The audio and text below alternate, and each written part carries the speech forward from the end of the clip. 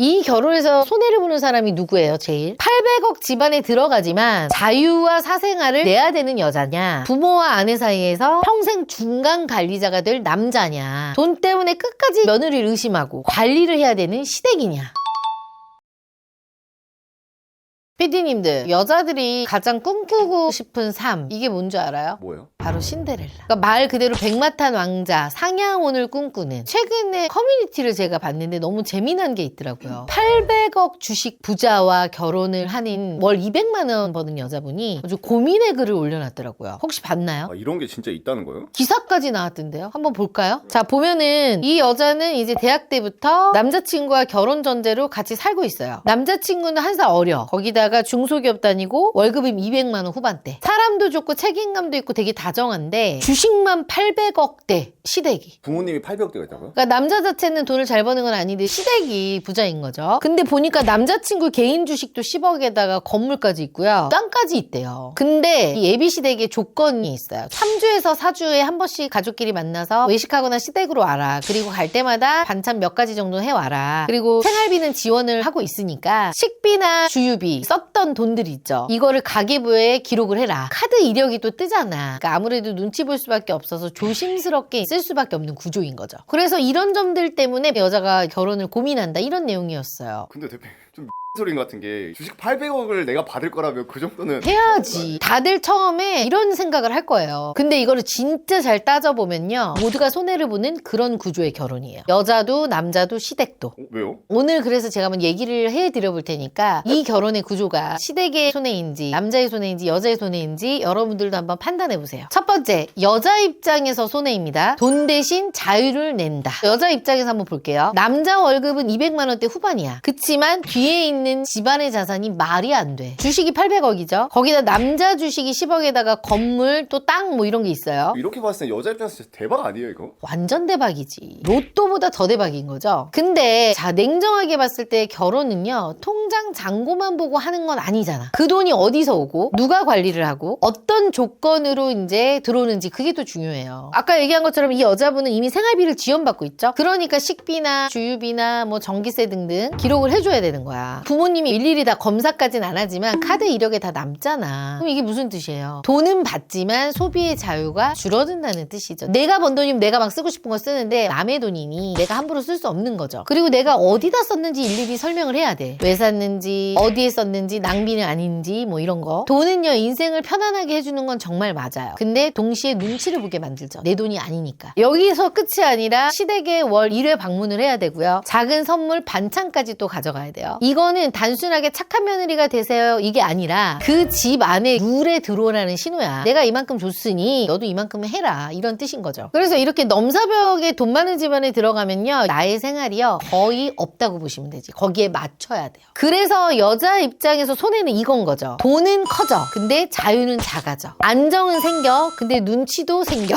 신분은 올라가, 근데 선택권은 내려가. 그래서 우리가 알아야 되는 건 이 상향혼에서 여자가 내는 가격은요, 돈이 아니라 자신의 자유이죠. 내 맘대로 할 수 없는 거야. 두 번째입니다. 남자 손해 입장에서 남편이 아니라 중간 관리자가 됩니다. 이 사연에서 남자의 존재감이 강해요, 약해요? 솔직히 안 보여요. 안 보이지. 800억만 꽂혀 있잖아 지금. 결혼 조건의 이 무게는요, 본인의 능력이 아니라 집안 자산에서 나오는 거죠. 그러니까 쉽게 말하면 이 남자의 능력보다는요, 집안이 더 큰 결혼인 거지. 아니 근데 남자도 좋은 거 아니에요? 돈도 있고 여자도 있고. 겉으로 되게 좋아 보여. 근데 이런 구조에서는 남자가 굉장히 애매해져요. 왜요? 결혼하면 아내와 부모의 눈치를 동시에 봐야 되는 구조거든요. 중간 관리자 역할을 왔다 갔다 하면서 할 수밖에 없어. 부모님은 무조건 이렇게 말할 거예요. 우리가 지원해 주잖아. 그럼 이 정도는 해야지. 그럼 아내는 어떻게 얘기할까? 나는 당신이랑 결혼했지. 당신 집안의 관리를 받으려고 결혼한 게 아니야 라고 얘기를 하겠지. 근데 여기서 남자가 여자 편을 안 들고 부모 편을 들어요. 그럼 어떻게 돼요? 남편이 아들이 돼버리는 거죠. 아내 편을 들면 어때? 배신자라는 얘기를 들을 수도 있어요. 그러니까 둘 다 만족시키려면 중간 관리자의 역할을 해야 되는데, 이런 거야. 회사에서 회사에서 관리자가 있잖아요. 관리자가 욕먹는 구조잖아. 위 사장한테 직원한테 가운데 끼어서 그거를 결혼 생활에서 365일 매일 하는 거죠. 이런 집안에 있는 남자들을 보면 남자의 중간 역할이 제일 중요한데 제일 준비가 안 되어 있는 경우가 많아. 돈은 부모가 있죠. 그리고 집도 부모가 해줘요. 생활비도 부모가 지원해. 그럼 부모 말을 들을 수밖에 없잖아. 그러면 이 남자가 새 가정의 가장이 되는 게 아니라 부모 자산을 아내에게 전달하는 그 통로가 되는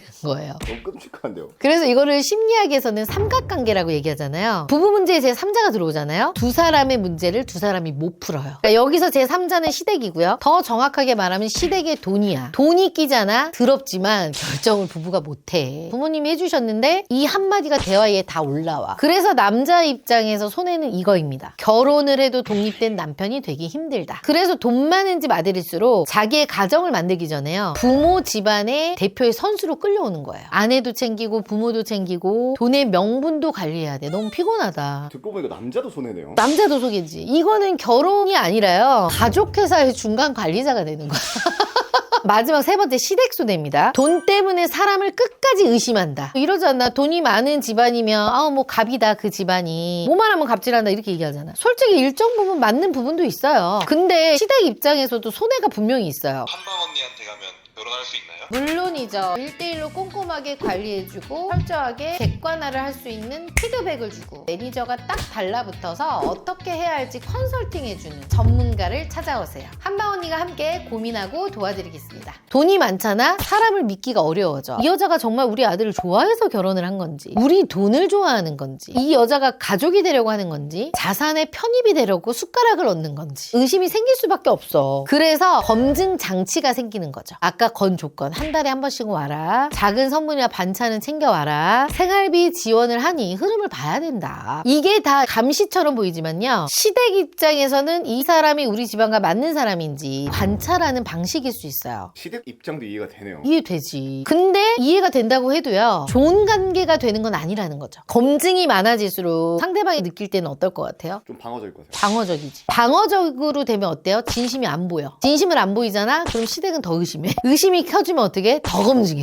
이게 악순환이에요. 행동 경쟁학에서는요. 손실 회피라고 하거든요. 사람은 얻는 기쁨보다 잃는 고통을 더 크게 느낀대. 자산가 집안은 잃을 게 많잖아요. 돈도 평판도 아들 인생도 집안 분위기도 예민할 수밖에 없어요. 그래서 며느리까지 더 까다롭게 볼 수밖에 없는 거죠. 근데 그 순간 시댁도 손해를 본다는 거죠. 며느리를 가족으로 보기 전에 리스크로 보는 겁니다. 관계가 따뜻하기 전에 관리 대상이 되는 거죠. 결국 돈이 많아서 편한 게 아니라 더 의심하고 더 관리해야 되는 그런 집안 구조가 돼버리는 거야. 사람을 사람으로 못 믿게 되는 거죠. 그래서 이제 이게 핵심이에요. 이 상향용 자체가 구조적으로 권력 차이를 만들 수밖에 없어. 말 그대로 나보다 더 위로 올라가는 거잖아요. 한쪽은 더 많이 받고 한쪽은 더 많이 주고 받는 쪽이 눈치를 볼 수밖에 없어요. 그리고 주는 쪽은 통제할 수 없어. 이건 인간의 욕구야. 중간에 낀 사람은 양쪽 관리를 하시 회사랑 똑같은 거야 지금. 이 구조에서 완전히 자유로운 사람은 없는 거야. 말 그대로 돈에서 자유로운 사람은 없다는 거야. 그래서 이제 판정을 좀 한번 해보면요. 이 결혼에서 손해를 보는 사람이 누구예요 제일? 솔직히 듣다 보니까 셋 다 손해인 것 같긴 하거든요. 근데 제 여동생이면 여자가 손해를 보더라도 결혼을 가라고 할 거예요. 우리는 이제 사회생활을 많이 해보고 돈 버는 게 얼마나 힘든지를 알아서 이렇게 얘기하는 거잖아. 800억 집안에 들어가지만 자유와 사생활을 내야 되는 여자냐, 부모와 아내 사이에서 평생 중간 관리자가 될 남자냐, 돈 때문에 끝까지 며느리를 의심하고 관리를 해야 되는 시댁이냐. 나는 진짜 셋 다 손해일 것 같아. 돈은 엄청난데요. 그 돈 때문에 관계가 편해지는 게 아니라 더 복잡해지는 구조다. 이런 얘기죠. 여러분 어떻게 보세요? 여자가 손해냐, 남자가 손해냐, 시댁이 손해냐? 댓글로 한번 골라봐 주세요. 이번 영상이 도움이 됐고 좋았다면 좋아요, 구독하기 꼭 눌러주세요.